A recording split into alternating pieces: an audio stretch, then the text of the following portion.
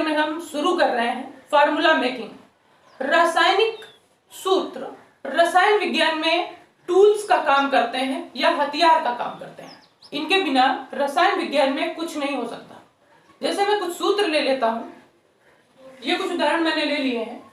Ferric sulphate FeSO4 का whole thrice, ferrous sulphate FeSO4, cuprous sulphate CuSO4, cupric sulphate Cu2SO4। इस तरह के रासायनिक सूत्र अगर हमें याद करने पड़े तो इस तरह से हजारों सूत्र हमें याद करने पड़ेंगे। तो क्या यह संभव है कि हजारों सूत्र याद किए जा सके? इन्हीं से बचने के लिए आज मैं आप लोगों को सिखाने जा रहा हूं रासायनिक सूत्र कैसे बनाए जाए।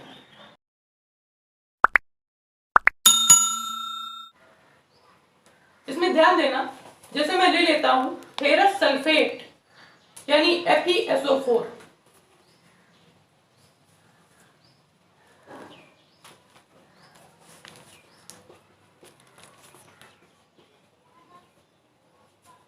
इसका सूत्र होता है FeSO4।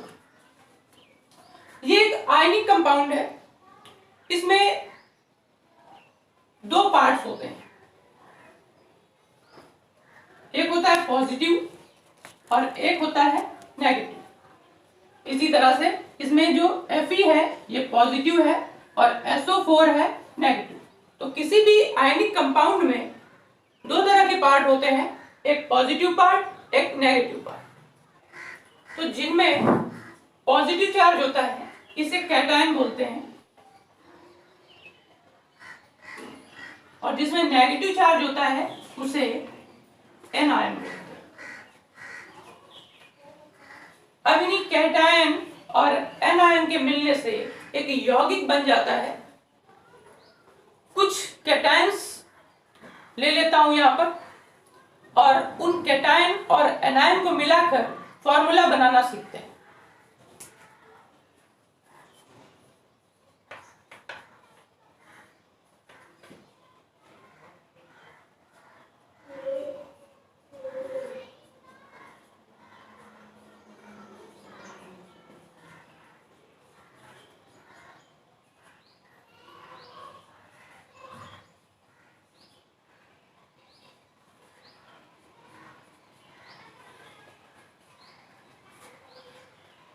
इसे फेरम कहते हैं।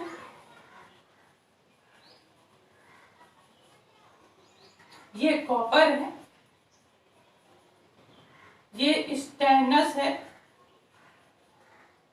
स्टेनम, ये है सिल्वर। ऐसी कैटायंस की एक लंबी लिस्ट होती है जो हमें याद रखनी पड़ती है, लेकिन अगर एक बार हम ये बनाना सीख जाते हैं तो ये लिस्ट अपने आप से याद हो जाएगी।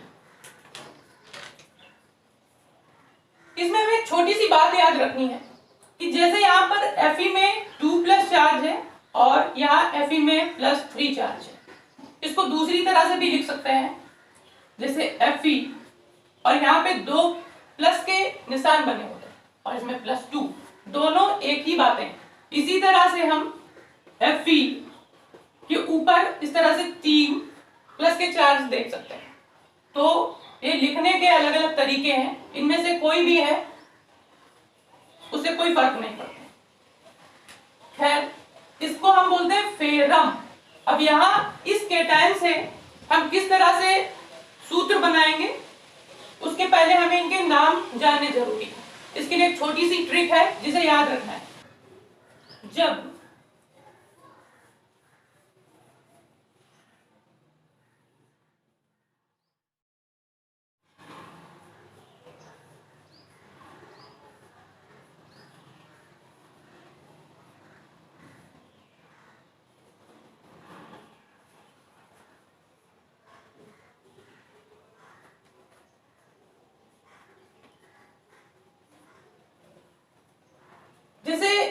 Fe को फेरम कहते हैं तो इसका UM हटाकर अस जोड़ना है और जब प्लस चार्ज ज्यादा होगा तो इक जोड़ना है। तो यहाँ पर Fe में Fe3+ से कम चार्ज है तो फेरम का UM हटा के हम क्या जोड़ेंगे, अस, तो ये हो जाएगा फेरस। इसमें ज्यादा प्लस चार्ज है तो इसका नाम हो जाएगा फेरिक। यहाँ पे OUS जोड़ा है और यहाँ पे IC इक जोड़ा है, इसका नाम हो गया फेरस। और जिसमें प्लस के 3 चार्ज होंगे वो फेरिक। कॉपर में एक प्लस चार्ज है, इसे बोलते हैं कॉपर। तो यहाँ पर एक प्लस चार्ज है तो हम आस जोड़ेंगे तो ये हो जाएगा क्यूप्रस।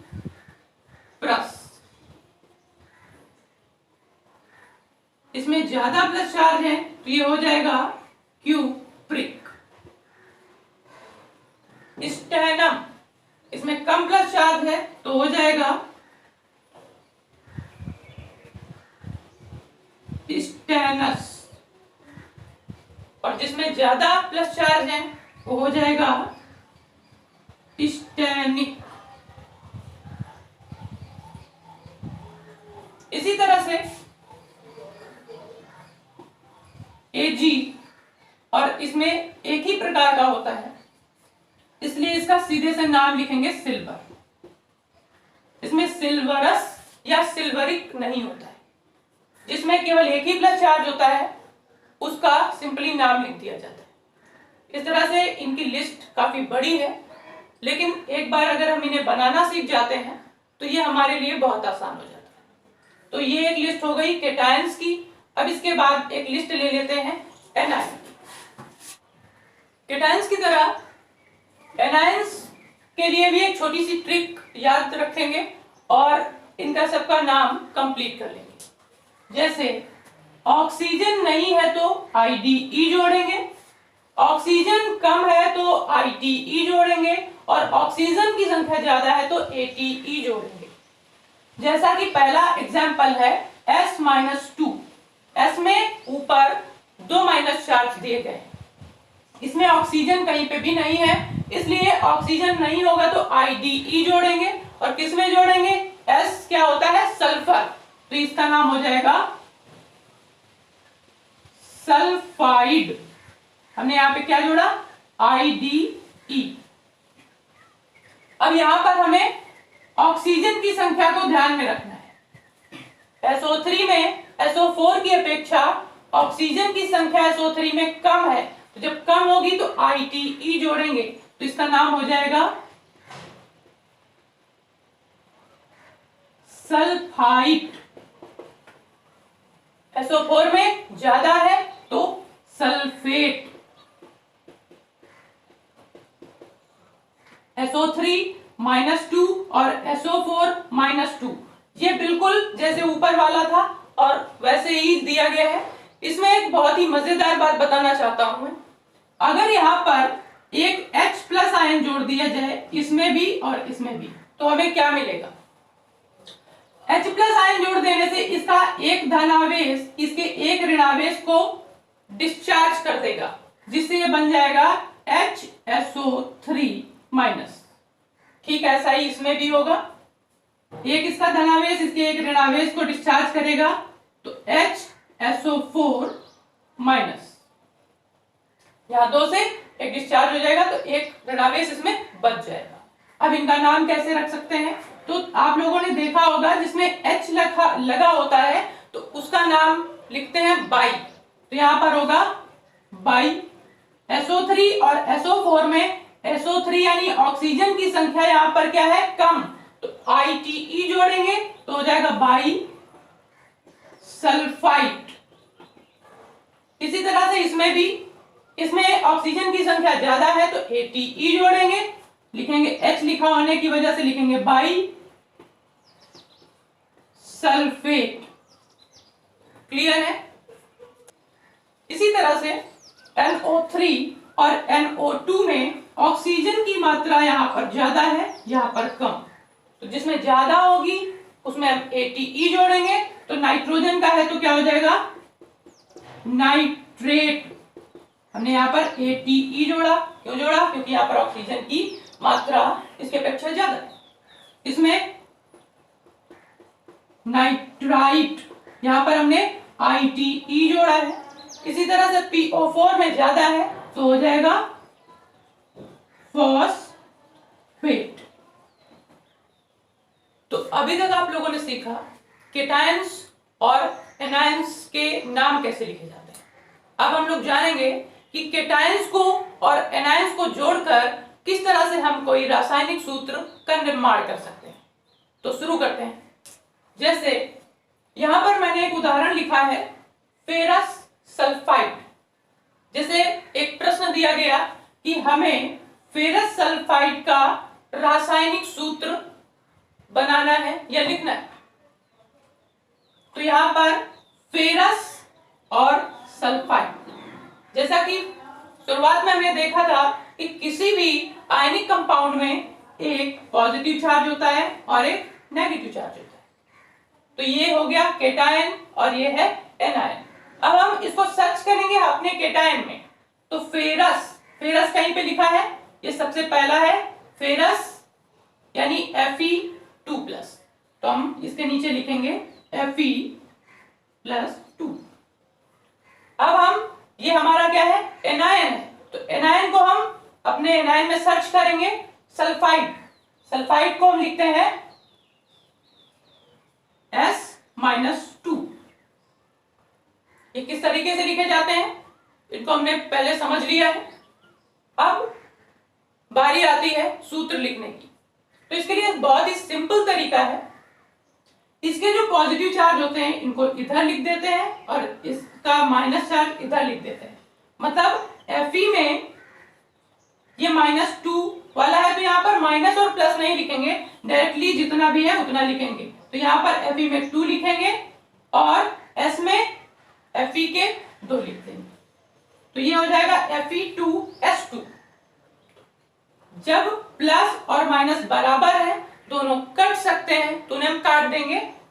2 एकम 2, 2 एकम 2 और ये हो जाएगा, बचेगा सिर्फ FeS। तो फेरस सल्फाइड का फॉर्मूला हो गया, रासायनिक सूत्र हो गया FeS। यहां पे हमने दूसरा उदाहरण लिया है फेरस बाइसल्फाइड। तो फेरस क्या है, हमारा केटायन है यानी धनावेशित हिस्सा। बाइसल्फाइड हमारा एनायन है मतलब माइनस चार्ज।